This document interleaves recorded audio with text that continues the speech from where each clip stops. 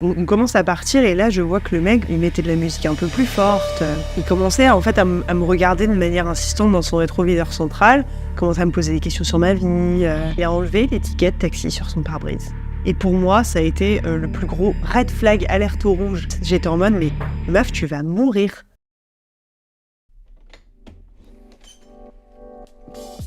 Comme toutes les meufs qui ont passé le cap des 30 ans, j'ai fait plein de trucs qui n'avaient pas toujours de sens. Tout simplement parce qu'on n'apprend pas sans faire de conneries. Sinon, clairement, ça se saurait. Après tout, ne commence-t-on pas à vivre à 30 ans une fois qu'on s'est pris les plus grosses claques de notre évolution ? Comme le disent mes copines, une aventure à toi toute seule. Et franchement, elles n'ont pas tort. On voyage à 3 avec Georges, ma ténébreuse tête de mule. Regardez-moi ces yeux de braise.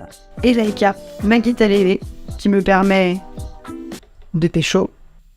Et qui permet aussi de dire dans toutes les langues du monde que ceci n'est pas un violon. Moi, c'est Jove. Je suis une meuf curieuse, baroudeuse solo, écrivaine avec un drive saturé d'anecdotes. Et franchement, j'aurais préféré en avoir inventé certaines. Aventurière malgré moi, j'ai fini par comprendre tout simplement que je baroude ma vie.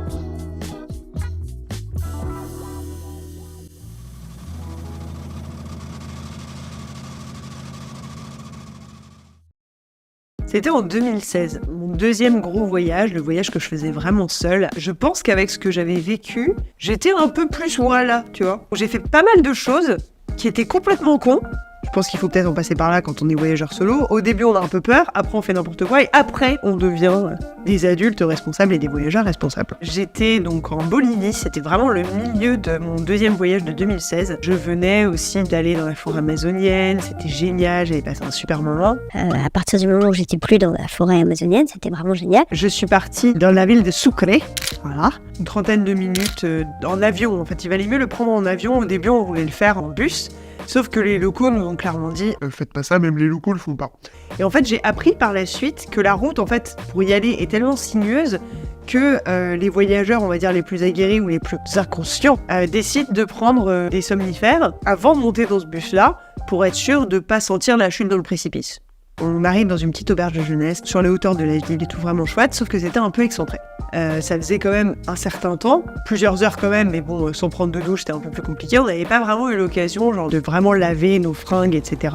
Donc c'était vraiment le moment de faire une machine. Donc on débarque là-bas, on prend un petit déj, on fout toutes nos affaires dans la machine. Sauf que, ce qui n'avait pas été prévu, c'est que eux, le couple avec qui j'étais, ont mis la pochette avec tout dedans. Genre les passeports, tous les billets, tout, absolument tout, même la monnaie, même tout ça. Entre 40 et 60 degrés en machine. C'était la première fois que je faisais du blanchiment d'argent. Du coup, on a vraiment étendu un par un les billets de banque sur la terrasse de l'hostel. Truc que je n'ai jamais fait de ma vie. Si leur passeport passait par les autres pays, ils avaient plus qu'à faire demi-tour et à arrêter leur tour du monde. Donc eux étaient dans un état pas possible. Ça se dit, putain, je fais comment ? Enfin, comment ça va se passer cette histoire ? Et pour eux, c'était l'enfer, quoi. Ils sont partis direction La Paz en urgence. Les gens qui tenaient l'hostel étaient des gens très gentils.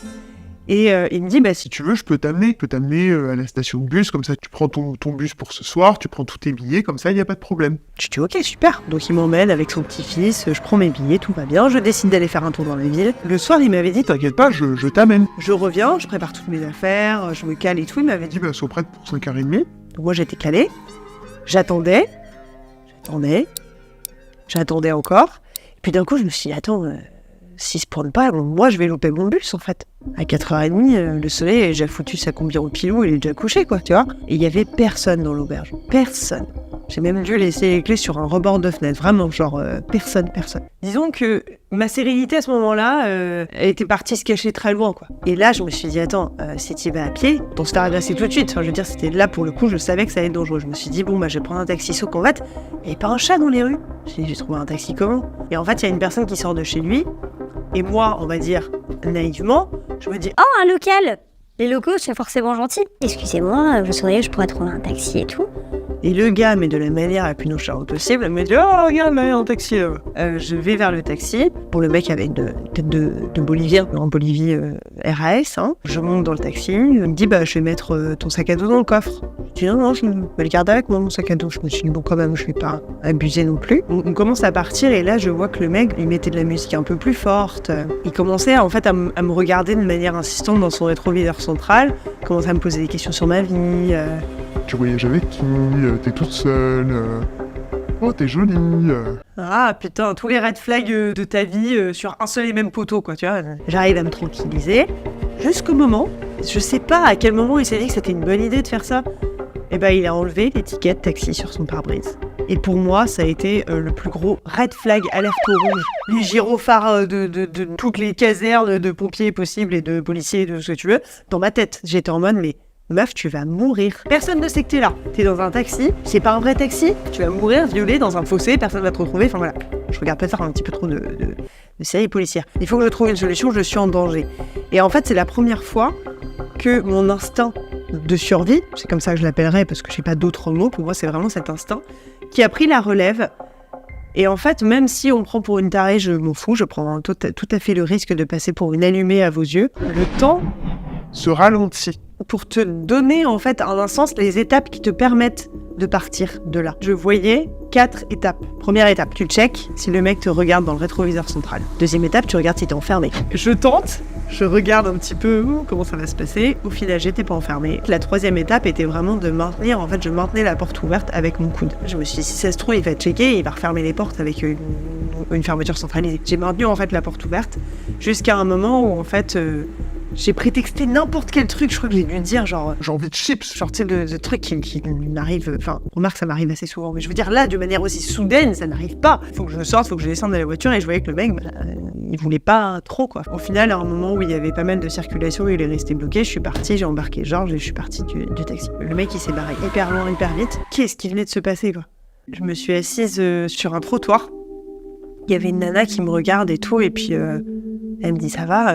Tout au début, je parlais pas trop, j'étais en mode j'étais tellement en état de choc, je pense que j'avais vraiment besoin. J'ai pleuré plus tard, j'ai pleuré dans le bus. Et franchement, ça a été une fois où j'ai vraiment eu peur et où j'ai vraiment cru que j'allais y rester pour le coup. La nana, je la regarde et vraiment, je pense le plus naturellement du monde, je lui dis est-ce que vous savez s'il y a un taxi qui va pas me tuer? La nana, elle m'a regardé en mode on parle pas, tu vois. Même le fait de parler espagnol n'a pas changé ça, en fait. J'ai quand même un accent espagnol qui est relativement français, on voit que je suis pas d'ici. Même en parlant la langue, on peut se sentir vraiment en très grande insécurité. Au final, tout s'est bien passé. Elle m'a mis dans un taxi avec une petite grand-mère à l'avant. J'ai fini par prendre mon bus. Mais effectivement, je pense que pendant toute la nuit, en fait, j'ai vraiment fait une nuit blanche. J'étais incapable de dormir. Maintenant, je suis plus autant dans cet état d'esprit-là. Je sais que je veux voir des choses. Mais par contre, je vais plus être en mode, il faut que je vois ça, genre en mode to-do list. Et voilà. C'est le moment où je me suis retrouvée dans le taxi de la mort, quoi. Merci beaucoup d'avoir regardé cette vidéo et n'ayez pas peur pour vos vies. C'est pas parce que il s'est passé ça qu'il va se passer ça tout le temps. Mais en tout cas, vraiment, un message quand même est de faire attention et de pas laisser le temps et le manque de temps notamment prendre des risques inutiles. En tout cas, je suis très contente d'avoir pu partager cette anecdote avec vous. J'espère qu'elle vous aura pas fait flipper jusqu'à la fin de vos jours. Si vous avez des enfants qui voyagent ou si vous êtes des voyageurs, pas de panique non plus, ça, voilà. Prenez pas les taxis boliviens, ou alors soyez avec des gens, peut-être des grands-mères, tiens, pourquoi pas. N'hésitez pas à partager cette vidéo si elle vous a plu, likez et commentez. Et on se retrouve sur mes différents réseaux sociaux, Facebook, Instagram et TikTok. Et on se retrouve le mois prochain pour une nouvelle anecdote.